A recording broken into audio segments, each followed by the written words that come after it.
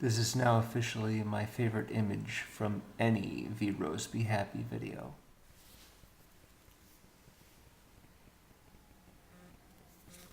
Well, what do you know? Ms. Witherspoon is finally back in the theater with a movie that I actually want to see. You'd ask the question. I'm making this as a video response because I wanted to elaborate on the answer that you asked, the question that you asked of us in your Q&A, which is, what's our number one celebrity crush? Well, I don't really have celebrity crushes anymore. I sort of got over that. But if I had to pick someone, it would definitely be Ms. Witherspoon, and certain friends of mine will attest to that. I was pretty obsessed with her for a while, from like maybe 94 through 99 or so, and probably beyond as well. I kept telling people how awesome she was, and they were just like, whatever, right? I'd seen her first movie when I was 18, but it wasn't until I saw True Romance, which is a movie that Quentin Tarantino wrote but didn't direct, and went on my Patricia Arquette binge that I discovered another film that she was in called Wildflower. This was a made-for-TV movie. Patricia Arquette was more or less the main character, and her co-stars were Beau Bridges, William McNamara, and Reese played the bratty younger sister. And I was really impressed with her at the time. It was just like a ball of energy. She really had a lot of enthusiasm and gave good sarcasm and what have you. And so then I started watching all of her movies. My favorite of which is still the very first one that she did, but movies like Pleasantville and Election are really interesting. And lately she hasn't made a whole lot of movies that I've been all that fond of, which is why I am not as big a fan as I used to be. There's another reason for that as well, and that is that one day she went on David Letterman and announced that she was having Ryan Phillippe's baby and that she was marrying him. And when I heard that, I was just like, no! Wait a minute, she doesn't even know who the heck I am. Why am I so upset? And just like that, I was cured. No, not really. I still went and saw a whole bunch of other movies. I saw Legally Blonde in an advanced screening like a week ahead of time. But lately she's been in movies like Rendition and Four Christmases and Legally Blonde 2 and, I'm really happy that she won her Oscar for Walk the Line. I think that is, in fact, the best performance that she's given thus far. But yeah, I'm not really too big on her preferred movies of working in. This new one is How Do You Know, and it looks pretty good. But I'd still rather see her, make a, something darker, more serious on a regular basis. I think that if she were to co-star with Johnny Depp in a movie that David Fincher directed by a script from Joss Whedon, that would be like my ultimate movie, And I like Johnny Depp. I'm not like the hugest fan, but I figured, that's something that we would both be big on. So like I said, I don't really do the crushes that much anymore. There are actresses who I find very attractive and will go and see their movie or rent their movie just because they're in them, just because I like looking at them.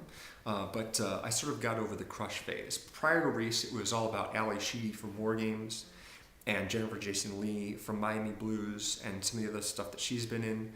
And of course, Drew Barrymore. Drew Barrymore is like the ultimate sweet, sexy girl.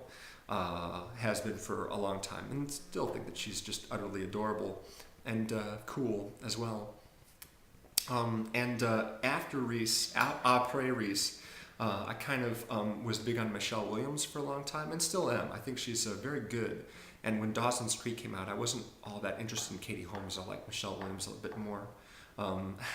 It's funny, some friends of mine, after the billboards for that show went up before the premiere, they were like, so which one do you like there, the blonde or the brunette?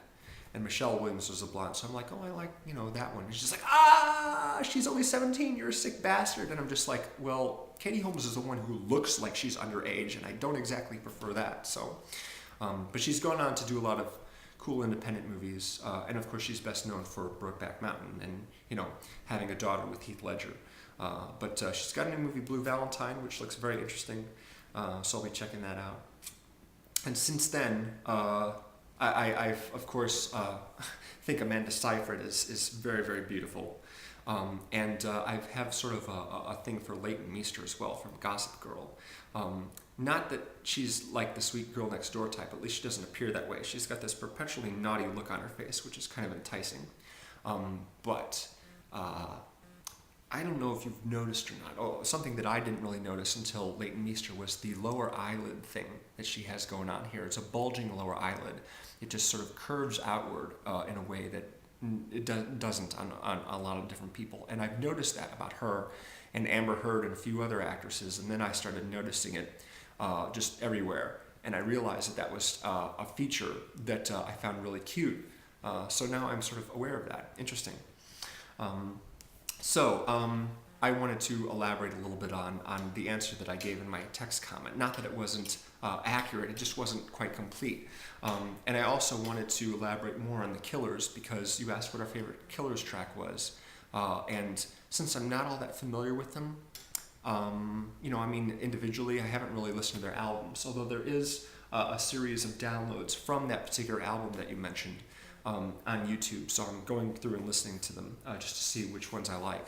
But yeah, Human is probably still my favorite. I do like the one that goes dun dun dun dun dun dun dun dun. I've got soul, but I'm not a soldier. Right, that's how it goes.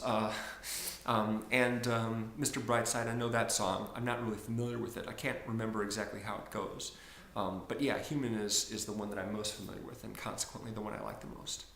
Now, as far as Little Frig goes, as I said, I think that because he is clearly up to some mischief from that look on his face, he and Calvin and Hobbes ought to team up and give Susie Durkins some trouble. That would be good. So if you want to tell us about what they're up to, I'd like that very much. So, I just wanted to tell you how much I'm enjoying your Q&As and can't wait to see the rest of them and the rest of your 25 of Christmas, as are the rest of your fans. So, later.